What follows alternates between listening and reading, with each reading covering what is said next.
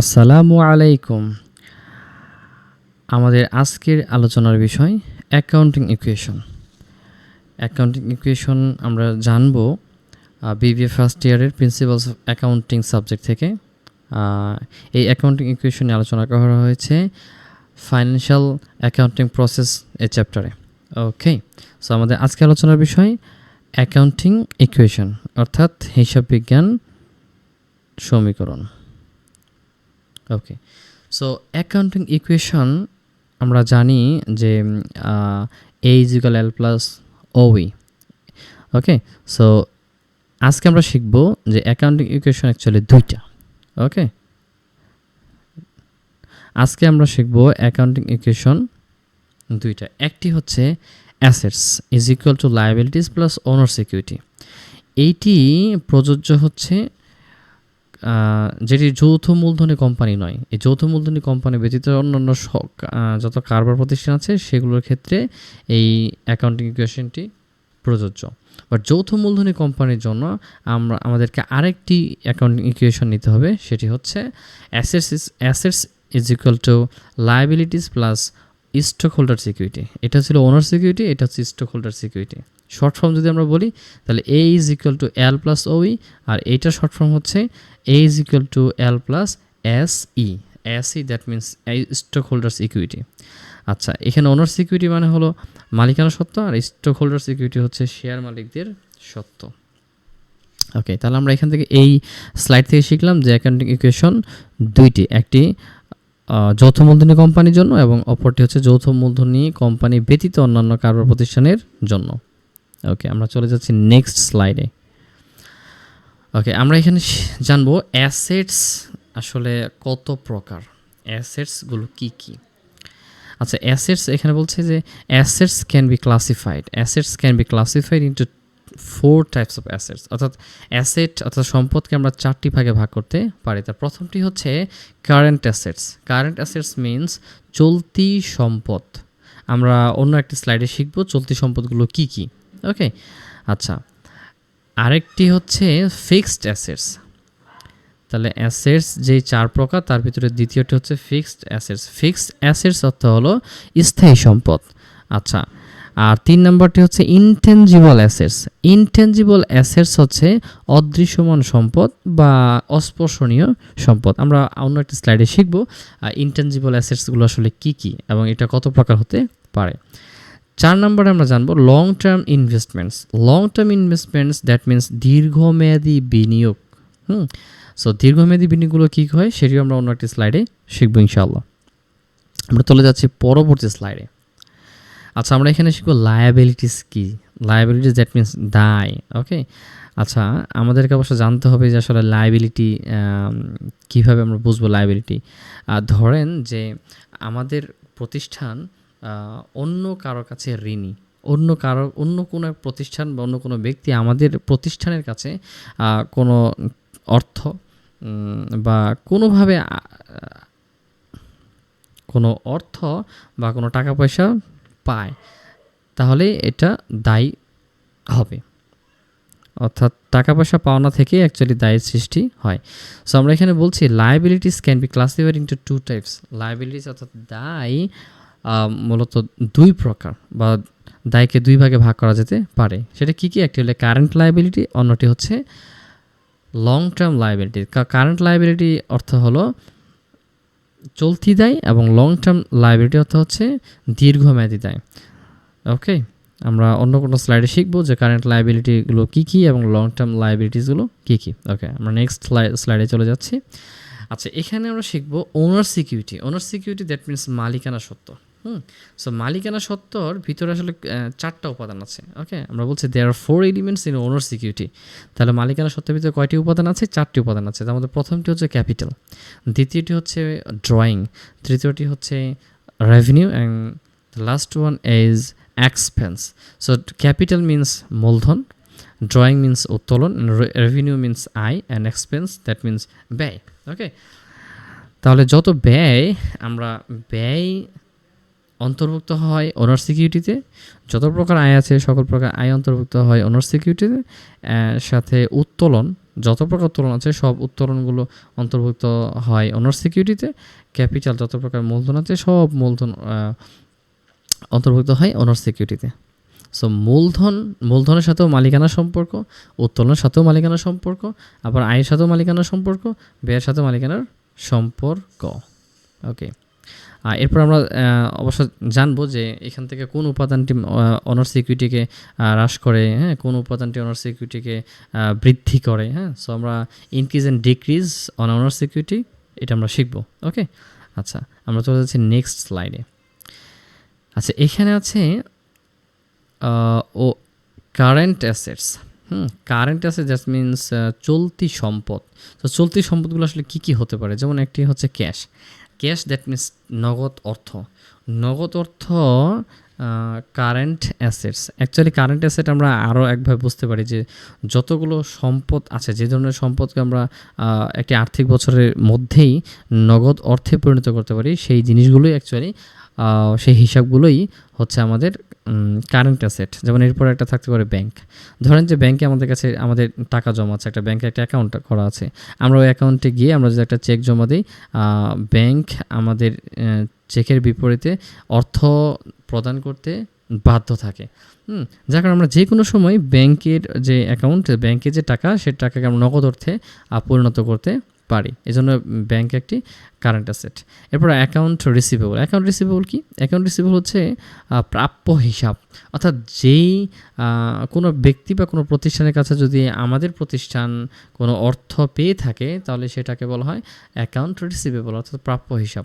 So প্রাপ্য হিসাব বা অ্যাকাউন্ট রিসিভেবলের কাছে যদি আমরা যাই, গিয়ে যদি বলি যে ভাই আপনার কাছে আমাদের এত টাকা পাওনা আছে, হ্যাঁ, তাহলে সেই ব্যক্তি কিন্তু আপনাকে সে টাকা দিতে বাধ্য।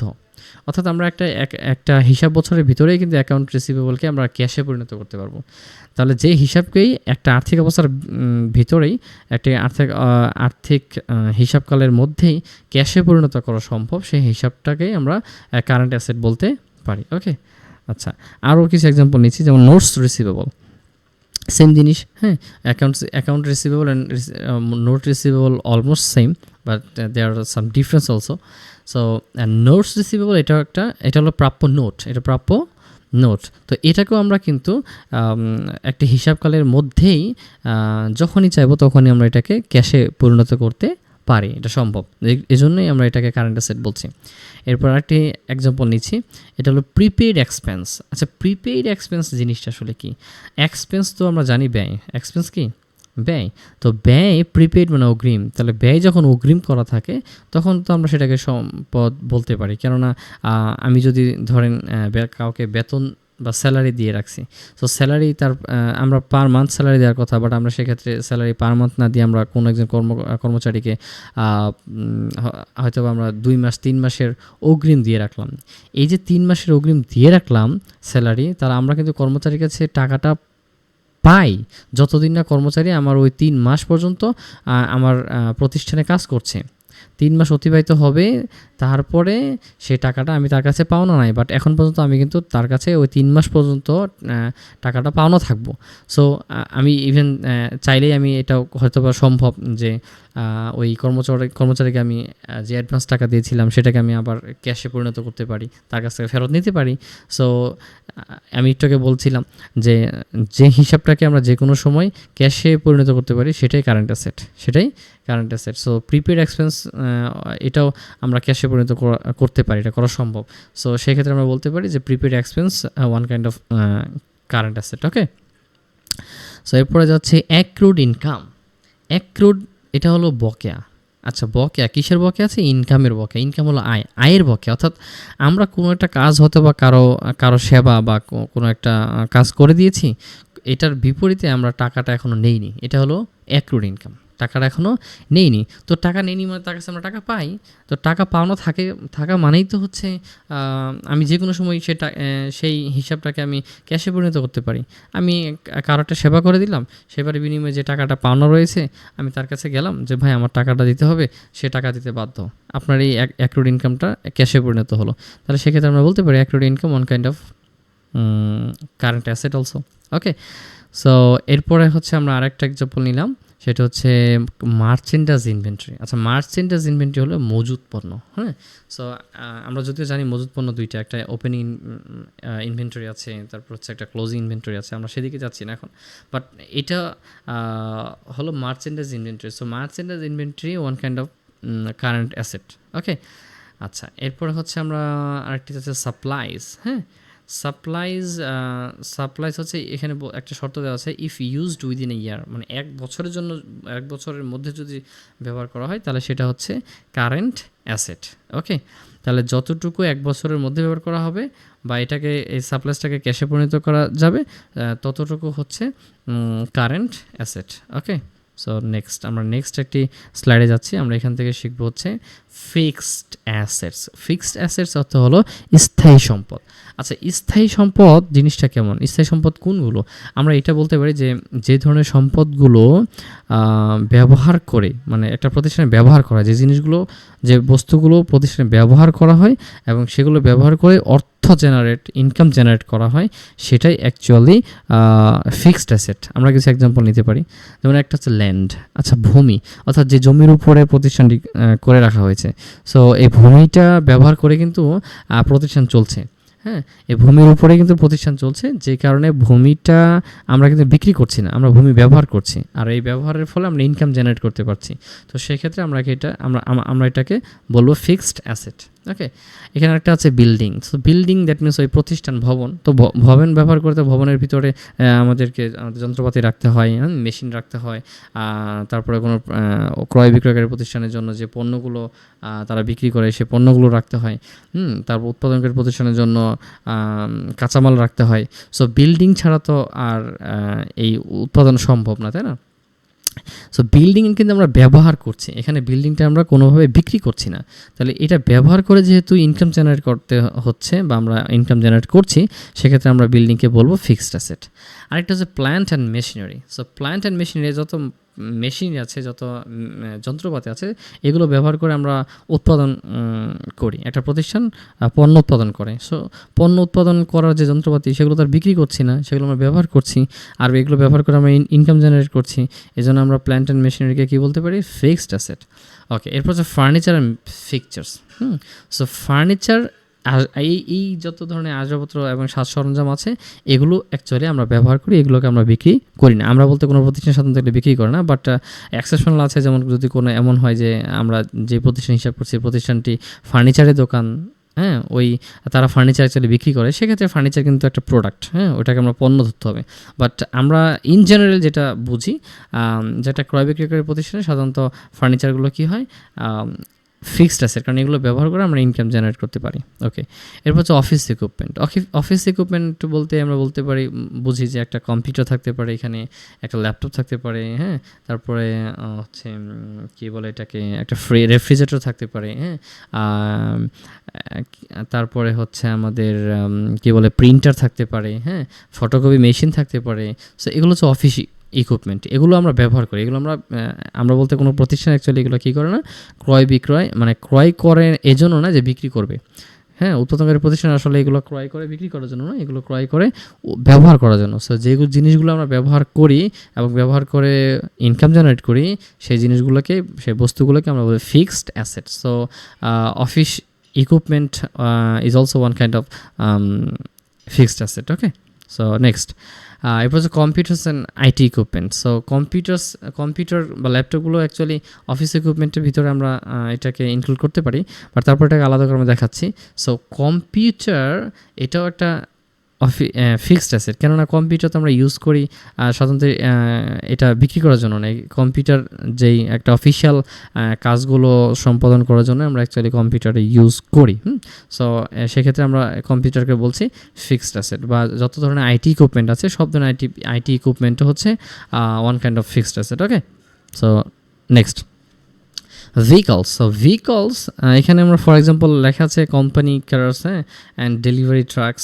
সো কোম্পানি কিছু গাড়ি থাকতে পারে, তাদের ডেলিভারি ট্রাক থাকতে পারে, এগুলো হলো সব যানবাহন। ভেহিকলস মিন যানবাহন। সো এই যানবাহনগুলোও কোম্পানির জন্য ফিক্সড অ্যাসেট, কারণ এগুলো কিন্তু তারা বিক্রি করছে না, এটা ব্যবহার করে তারা পণ্যের যেই পরিবহন যেই সুবিধাটা, সেই সুবিধাটা তারা নিতে পারছে। ওকে, সো পণ্য স্থানান্তরের যে একটা উপযোগ, সেই উপযোগটা তৈরি হচ্ছে ভেহিকলসের মাধ্যমে। তাহলে ভেহিকলস হচ্ছে কোনোভাবে আমরা বলতে কোনো প্রতিষ্ঠান বিক্রি করছে না, তারা এটাই ব্যবহার করে সেখান থেকে ইনকাম জেনারেট করছে। ওকে, সো এটাও একটা ফিক্সড অ্যাসেট। এরপর বলতে হবে টুলস অ্যান্ড ইনস্ট্রুমেন্ট, যত ধরনের ইনস্ট্রুমেন্ট আছে, যন্ত্রপাতি আছে, এগুলো সবই অ্যাকচুয়ালি মেশিনারির মতো, হ্যাঁ, এগুলো ফিক্সড অ্যাসেট। এরপর হচ্ছে লিজ হোল্ড ইমপ্রুভমেন্টস। সো আমাদেরকে এখন জানতে হবে যে লিজ হোল্ড ইমপ্রুভমেন্ট আসলে কি। সো লিজ হোল্ড ইমপ্রুভমেন্ট, ওকে, আচ্ছা, এটা যদি আমরা একটু বোঝার চেষ্টা করি, আমাদেরকে এটার প্রথমত মিনিং জানতে হবে। হ্যাঁ, সো যে এটা মিনিংটা কি। আচ্ছা, এটা মিনিং হলো যে মানে এমন যে ভাড়া নেওয়া কোনো স্থাপনার উপর ভাড়াটিয়া যে উন্নয়নমূলক পরিবর্তন বা সংস্কার করে, এটাকে লিজ হোল্ড ইমপ্রুভমেন্ট। অর্থাৎ আপনি কোনো কিছু লিজ নিছেন, হ্যাঁ, ভাড়া নিছেন, সেইটার উপর আপনি একটু ইমপ্রুভমেন্ট করবেন, সেটাকে একটু সংস্কার করবেন। হ্যাঁ, যেমন ধরেন যে নতুন একটা দেয়াল তোলা, হ্যাঁ, আপনার একটা ফ্লোরিং বদলানো, হ্যাঁ, তারপরে আলোর ব্যবস্থা ঠিক করা, হ্যাঁ, যেগুলো স্থায়ীভাবে ওই স্থাপনার সঙ্গে জুড়ে যায়। বুঝতে পারছেন? আচ্ছা, সো আমরা তাহলে আরেকটু যদি ব্যাখ্যা করে বলি যে লিজ হোল্ড ইমপ্রুভমেন্ট হচ্ছে ভাড়ায় নেওয়া জায়গার এটাকে, যে ভাড়ায় নেওয়া জায়গায় করা স্থায়ী উন্নয়ন। অর্থাৎ আপনি এমন একটা জায়গা ভাড়া নিলেন, বাট সেটা আপনার জায়গা না, বাট সেটার উপর আপনি একটা এমন সংস্থা করলেন যেটা স্থায়ী, সেটাই স্থায়ী। অর্থাৎ আপনি একটা বিল্ডিং, আপনি 5 তলা একটা বিল্ডিং নিয়েছেন, আপনার এখন 6 তলা দরকার, আপনি 6 তলা ওই উপরের তলাটা আপনি নিজে করলেন। এই যে একটা তলা আপনি নিজে করে নিলেন, এটা কিন্তু স্থায়ী, এটা কিন্তু ওই সম্পদের সাথে জুড়ে গেছে। তো সেক্ষেত্রে এটাকে আমরা বলবো হচ্ছে লিজ হোল্ড ইমপ্রুভমেন্ট। ওকে, সো আমি আরেকটা উদাহরণ দিতে পারি। ধরেন যে আপনি একটি দোকান ভাড়া নেওয়ার পর আপনি যদি সেখানে নতুন সাজসজ্জা, দেয়াল রং, তারপর ফার্নিচার ফিটিং ইত্যাদি করেন, তাহলে সেগুলোই লিজ হোল্ড ইমপ্রুভমেন্ট হিসাবে ধরা হয়। ঠিক আছে, ওকে, সো এটাও একটা স্থায়ী সম্পদ, ফিক্সড অ্যাসেট। হ্যাঁ, এটাও ফিক্সড আছে, কারণ যেহেতু এটা ওই একটা স্থায়ী সম্পদ একটা বিল্ডিংয়ের সাথে এটা ফিক্সড হচ্ছে, তাহলে বিল্ডিং যেহেতু ফিক্সড অ্যাসেট, তাহলে এটাও ফিক্সড অ্যাসেট। ওকে, আরেকটা হচ্ছে ক্যাপিটাল ওয়ার্ক ইন প্রগ্রেস, এটা অ্যাসেটস আন্ডার কনস্ট্রাকশন। আমরা এটা নিয়ে আরও ব্যাপক আলোচনা করব পরবর্তী অন্য কোনো ভিডিওতে ইনশাআল্লাহ, বাট আমরা আপাতত এটার একটা জেনারেল নলেজ নিয়ে রাখছি। ওকে, সো ফিক্সড অ্যাসেট পেয়ে গেলাম। আমরা এরপরে যাচ্ছি হচ্ছে intangible assets. So intangible assets that means অদৃশ্যমান বা অস্পর্শনীয় সম্পদ, যে সম্পদ দেখা যায় না, যে সম্পদ স্পর্শ করা যায় না। ইনটেনজিবল অ্যাসেটকে আবার দুই ভাগে ভাগ করা হয়। তার মধ্যে একটি হচ্ছে পিওর ইনটেনজিবল অ্যাসেট, অর্থাৎ যেটা বিশুদ্ধ অস্পর্শনীয় সম্পদ, এটা কোনোভাবে you can not touch. Okay, so যেটা টাচ করা যায় না, স্পর্শ করা যায় না, সেটা হলো পিওর ইনটেনজিবল অ্যাসেট। সো এগুলো কী কী, যেমন গুডউইল, সুনাম দেখা তো যায় না, ইভেন স্পর্শ তো দূরের কথা। ঠিক আছে, আমরা এটা স্পর্শ করতে পারবো না, ইভেন আমরা এটা দেখতেও পারছি না। আচ্ছা, এরপর হচ্ছে পেটেন্ট আমরা অনেকেই বুঝি। পেটেন্ট হচ্ছে কোনো কপিরাইটের মতো কোনো একটি প্রোডাক্টের। ওকে, আচ্ছা, যেমন কোনো একটা বই লেখা, হ্যাঁ, নতুন সৃজনশীলতার উপরে যেমন কপিরাইট থাকে, তেমনি নতুন কোনো পণ্যের পেটেন্ট থাকে, অর্থাৎ যাতে করে এই পণ্যটা অন্য কেউ কপি করতে না পারে। এই জন্য পেটেন্ট করতে হয়। আচ্ছা, তাহলে পেটেন্ট একটা সম্পদ। এরপর হচ্ছে ট্রেডমার্ক তো আপনারা সবাই চিনেন, একটা ব্যবসায়িক চিহ্ন। হ্যাঁ, যেমন অ্যাপল আছে, অ্যাপলের প্রত্যেকটা অ্যাপলের প্রোডাক্টের পিছনে যেমন একটা অ্যাপল আঁকা আছে, যদিও সেটা পুরোপুরি একটা অ্যাপল না, বাট অ্যাপল, ওইটা একটা ট্রেডমার্ক। হ্যাঁ, সো এই ট্রেডমার্কগুলো হচ্ছে ইনটেনজিবল অ্যাসেট। ওকে, এরপর হচ্ছে কপিরাইটও one kind of intangible asset, এটাও pure intangible asset. Okay, so আরেক প্রকার ইনটেনজিবল অ্যাসেট হচ্ছে ফিকটিশিয়াস অ্যাসেট, অলিক সম্পদ, অর্থাৎ যেটা ভুয়া সম্পদ, আমরা মনে করি ভুয়া, অলিক বা ভুয়া। ঠিক আছে, ওকে, সেগুলো কি কি, একটা আমরা কিছু এক্সাম্পল নিতে পারি। যেমন একটা হচ্ছে প্রিলিমিনারি এক্সপেন্স, এটা বাংলা হচ্ছে প্রাথমিক খরচ। আরেকটা হচ্ছে আন্ডাররাইটার্স কমিশন। হ্যাঁ, আন্ডাররাইটার্স কমিশন হলো যে আমরা কোনো তহবিল সংগ্রহ করতে চাই, তাহলে তহবিল সংগ্রহ করার জন্য অন্য কোনো প্রতিষ্ঠান বা ব্যক্তিকে আমরা যদি সে দায়িত্ব দেই, তাহলে যে ব্যক্তি সে দায়িত্ব গ্রহণ করবে তাকে কিছু পারিশ্রমিক দিতে হবে। হ্যাঁ, সেটা বিশেষ করে শেয়ার বা বন্ড ইস্যুর ক্ষেত্রে। আমরা ধরেন যে আমরা আমাদের যে কী বলে ক্যাপিটাল সংগ্রহ করতে চাই, আমরা শেয়ার ইস্যু করলাম। সো এই শেয়ারগুলো বিক্রি করার জন্য আমরা কোনো একজনকে দায়িত্ব দিতে পারি। তো যাকে দায়িত্ব দিব তাকে আমাদেরকে পারিশ্রমিক দিতে পারি। পারিশ্রমিককে আমরা বলতে পারি আন্ডার রাইটার কমিশন। তাহলে আন্ডার রাইটার হলো সেই ব্যক্তি বা প্রতিষ্ঠান যারা কোম্পানির পক্ষে শেয়ার বা বন্ড ইস্যু করে বিনিয়োগকারীদের কাছে বিক্রি করার দায়িত্ব নেয়। হ্যাঁ, তারা একটি নির্দিষ্ট পরিমাণ টাকা বা শেয়ার নিশ্চিতভাবে বিক্রি করে দেওয়ার নিশ্চয়তা দেয়। ওকে, এটা হলো বিষয়। তাহলে আন্ডার রাইটার্স কমিশন হচ্ছে সেই পরিশ্রমের বিনিময়ে তাদের দেওয়া একটি পারিশ্রমিক, যা মূলত ইস্যুকৃত অর্থের। যেমন হচ্ছে আপনার শেয়ারের একটা যে মূল্য, সেই শেয়ারের মূল্যের উপরে একটা নির্দিষ্ট শতাংশ বা একটা নির্দিষ্ট পার্সেন্ট দেওয়া হয়। ঠিক আছে, ওকে। তাহলে আমরা বুঝলাম আন্ডার রাইটার্স কমিশন জিনিসটা কী। আচ্ছা, এরপর আমরা চলে যাচ্ছি আচ্ছা, আমাদের আরেকটি এক্সাম্পল আছে ডিসকাউন্ট অন শেয়ারস। এই শেয়ারের উপর যে ডিসকাউন্ট, এটাও একটা অলিক সম্পদ, ফিকটিশিয়াস অ্যাসেট। তাহলে আমরা এখানে যতগুলো অ্যাসেট পেলাম, এই সবগুলো অ্যাসেট হচ্ছে ইনটেনজিবল অ্যাসেট। তাহলে ইনটেনজিবল অ্যাসেট দুই প্রকার, একটি হলো পিওর ইনটেনজিবল অ্যাসেট এবং অপরটি হচ্ছে fictitious asset. Okay, so fictitious asset অর্থ হলো অলিক সম্পদ। অলিক সম্পদগুলো কী কী? Preliminary expense, underwriters commission and discount on share. Okay, এই পর্যায়ে আমরা শিখব লং টার্ম ইনভেস্টমেন্ট অর্থাৎ দীর্ঘমেয়াদী বিনিয়োগ। আচ্ছা, দীর্ঘমেয়াদী বিনিয়োগগুলো আসলে কী? এখানে দীর্ঘমেয়াদী বিনিয়োগগুলো আছে ইনভেস্টমেন্ট ইন শেয়ারস, অর্থাৎ শেয়ারের ক্রয়ের জন্য আমরা যে ইনভেস্টগুলো করি, হ্যাঁ, এই শেয়ারের উপরে যে আমরা বিনিয়োগটা করি, এটা হলো লং টার্ম ইনভেস্টমেন্ট, শেয়ার ক্রয় অ্যাকচুয়ালি বলতে পারি। ইনভেস্টমেন্ট অন ডিবেঞ্চার, তার ডিবেঞ্চার যদি আপনি ক্রয় করেন, আপনি শেয়ার ক্রয় করেন, এগুলো আপনার জন্য লং টার্ম ইনভেস্টমেন্ট হবে। আচ্ছা, এরপর আমরা চলে যাচ্ছি কারেন্ট লায়াবিলিটি। আচ্ছা, লায়াবিলিটি নিয়ে আমরা এখন আলোচনা করব। কারেন্ট লায়াবিলিটিগুলো কী কী? কারেন্ট লায়াবিলিটিগুলো হচ্ছে আপনার যেমন নোটস পেয়েবল মানে হচ্ছে প্রদেয় নোট বা প্রদেয় বিল। তাহলে প্রদেয় নোট মানে তো আমাদের কাউকে না কাউকে দিতে হবে। কেউ আমাদের কাছে টাকা পায়, আমাদের কাছে বলতে আমাদের প্রতিষ্ঠানের কাছে টাকা পায়, তাহলে প্রতিষ্ঠান তো এখানে ঋণী আছে বা দায়ী আছে। সো এটা একটা কারেন্ট লায়াবিলিটি। ইভেন এটা যে কোনো সময় যখনই পাওনাদার আমাদের কাছে চাইবে, তখনই আমরা দিতে বাধ্য। হ্যাঁ, অর্থাৎ এটাও কিন্তু যেহেতু এই নোটস পেয়েবলটাকে আমরা ক্যাশে পরিণত করতে হতে পারে যে কোনো সময় আমাদের। সো আমরা এটাকে বলো কারেন্ট লায়াবিলিটি, কি চলতি, এটা যে কোনো সময় এই দায়টাকে আমাদেরকে পরিশোধ করতে হবে। একটা আর্থিক বছরের ভিতরে দায়কে পরিশোধ করতে হবে। তো আর্থিক বছর বা একটি হিসাবকালের ভিতরে যে দায় পরিশোধ করা বাধ্যতামূলক, সেই দায়টি হচ্ছে কারেন্ট লায়াবিলিটি, চলতি দায়। ঠিক আছে, তার মধ্যে একটি হলো নোটস পেবল। আমরা আরেকটা এক্সাম্পল নিতে পারি অ্যাকাউন্টস পেবল, অর্থাৎ প্রদেয় হিসাব, এটাও সেম এটার মতোই। এরপর হচ্ছে আনআর্নড রেভিনিউ। আচ্ছা, আনআর্নড রেভিনিউ জিনিসটা কি?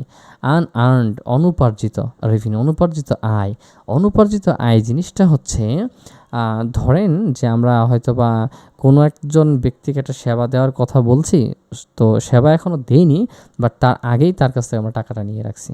সো টাকা নিয়ে রাখছি, বাট তার সেবা বা কাজটা আমরা এখন পর্যন্ত করে দেইনি, সেটাকে বলে আনআর্নড রেভিনিউ। এটা একটা দায়, অর্থাৎ টাকা নিয়ে ফেলছি, কাজ করে দেয়নি, তাহলে তো দায়ী হয়ে আছি আমরা।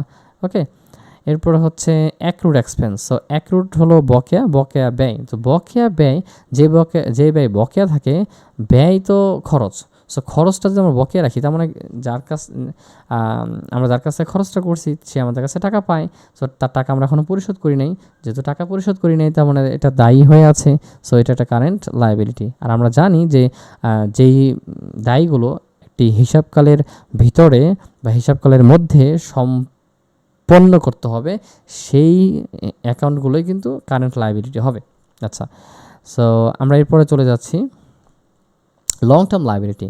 আমরা জানি লায়াবিলিটি দুই প্রকার, হ্যাঁ, যে একটা ছিল কারেন্ট লায়াবিলিটি আর একটা ছিল long term liability. So long term লায়াবিলিটিগুলো কী কী আমরা দেখি? Mortgage payable. আচ্ছা, mortgage payable and bonds payable, so mortgage payable and bond payable আমাদেরকে এখন একটু বুঝতে হবে যে মর্টগেজ পেয়েবল জিনিসটা আসলে কী। সো মর্টগেজ পেয়েবল, এটা যদি আমরা বুঝতে চাই, তাহলে প্রথমে আমাদেরকে এটা মিনিং জানতে হবে।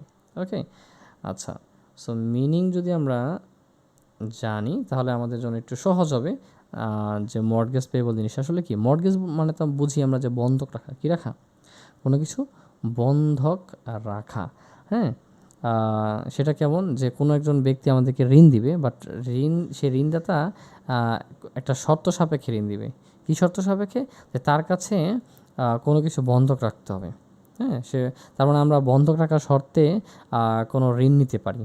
হ্যাঁ, তাহলে কোনো ঋণ যদি নেই, তাহলে সে ঋণ তো সাধারণত কী হবে, 1 বছরের ভিতরে বা একটা হিসাবকালের ভিতরে আসলে ঋণ পরিশোধ করে না। হ্যাঁ, 2 বছর, 4 বছর, 5 বছর পরে বা 2, 4, 5 বছরের ভিতরে এই ঋণটা পরিশোধ করা হয়। সো সেই ক্ষেত্রে আমরা বলতে পারি মর্টগেজ পেয়েবল হচ্ছে এমন একটি দায় যা কোনো ব্যক্তি বা ব্যবসা প্রতিষ্ঠান, হ্যাঁ, বাড়ি, জমি বা সম্পত্তি বন্ধক রেখে ব্যাংক বা আর্থিক প্রতিষ্ঠানের কাছ থেকে ঋণ নেয়। ঠিক আছে? সো এই টাকা ধীরে ধীরে মাসিক কিস্তিতে পরিশোধ করতে হয়। ওকে, তাহলে আমরা এটার কিছু বৈশিষ্ট্য আমরা বলতে পারি যে এটা একটা হচ্ছে লং টার্ম লায়াবিলিটি। তার মানে মর্টগেজ পেয়েবলটা হচ্ছে একটা লং টার্ম লায়াবিলিটি। আচ্ছা, এটা সাধারণত কখন নেওয়া হয়? এটা সাধারণত বাড়ি বা সম্পত্তি কেনার সময় এই মর্টগেজ নেওয়া হয়। ঠিক আছে? সো সম্পত্তিটি বন্ধক থাকে ঋণদাতার কাছে। ধরেন আমরা যে সম্পত্তিটা কিনবো, সেই সম্পত্তিটা অ্যাকচুয়ালি ঋণদাতার কাছে কি থাকে? বন্ধক থাকে। বা আমরা অন্য কোনো সম্পত্তি কিন্তু এটা বন্ধক রাখতে পারবো। তাহলে পুরো ঋণ পরিশোধ না হওয়া পর্যন্ত ব্যাংক এই কী করবে, এই যে এই বন্ধক রাখা যে সম্পত্তি, এটার উপরে কিন্তু আপনাকে মালিকানা দিবে না। ঠিক আছে? ওকে, যতক্ষণ পর্যন্ত না আপনার পুরো ঋণ পরিশোধ হচ্ছে। এই জন্য আমরা বলি মর্টগেজ পেয়েবল হচ্ছে একটি লং টার্ম লায়াবিলিটি। ওকে, আচ্ছা, এরপরে এটার পাশাপাশি আমরা শিখব হচ্ছে বন্ডস পেয়েবল জিনিসটা কি। ওকে, তাহলে বন্ডস পেয়েবল কি? বন্ডস পেয়েবল মানে হলো একটি কোম্পানি বা সংস্থা যখন জনসাধারণের কাছ থেকে অর্থ সংগ্রহের জন্য বন্ড ইস্যু করে, তখন সে ঋণ বা দায়কে বলে বন্ডস পেয়েবল। ঠিক আছে? এটা আমাদেরকে একটু বুঝতে হবে। আচ্ছা, এই বন্ডস হচ্ছে একটি লং টার্ম লায়াবিলিটি।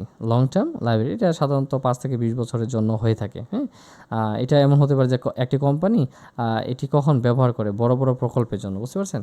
তাহলে কোম্পানি এগুলো বড় বড় প্রকল্পের জন্য ব্যবহার করে। যখন একটা কোম্পানি অনেক হিউজ টাকা প্রয়োজন, হ্যাঁ, তখন তারা বন্ড ইস্যু করে। ওকে, আর একটা জিনিস আমাদের মনে রাখতে হবে, বন্ড হোল্ডার যারা, হ্যাঁ, যারা বন্ডগুলো কিনছে, এরা কিন্তু নিয়মিত সুদ পায়।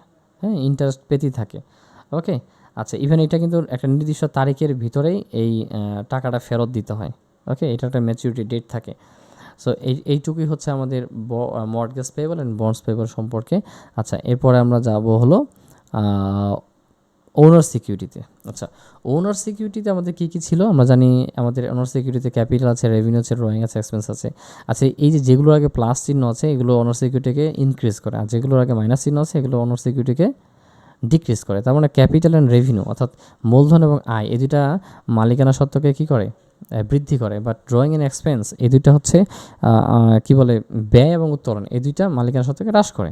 ওকে, আচ্ছা, এখন আমরা জানবো কী কী রেভিনিউ থাকতে পারে। আমরা রেভিনিউ কয়েকটা এক্সাম্পল শিখব।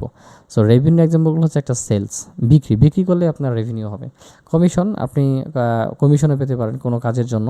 আচ্ছা, এরপরে হচ্ছে আমরা এক্সপেন্সগুলো জানবো, যে এক্সপেন্সগুলো কী কী হতে পারে। আমরা দু একটা এক্সাম্পল নেব, যে পারচেজ, আপনি ক্রয় করবেন, ক্রয় করলে কিন্তু আপনার ব্যয় হবে।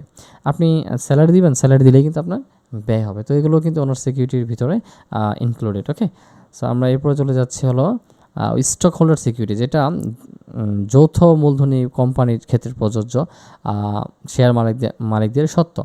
ওকে, এটা ওনার সিকিউরিটির অ্যাগেনস্টে যেটা।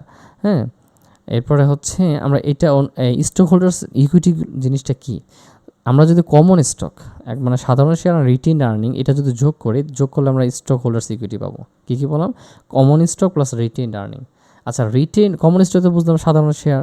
আচ্ছা, এখন রিটেইন আর্নিং জিনিসটা কি? রিটেইন আর্নিং জিনিসটা হচ্ছে রেভিনিউ থেকে যদি মাইনাস এক্সপেন্স করি, অর্থাৎ এক্সপেন্স বাদ দেই, আর সেখান থেকে ডিভিডেন্ড অর্থাৎ লভ্যাংশ বাদ দেই, তাহলে আমরা রিটেইন আর্নিং পাবো। তাহলে রিটেইন আর্নিংটা কীভাবে পাবো?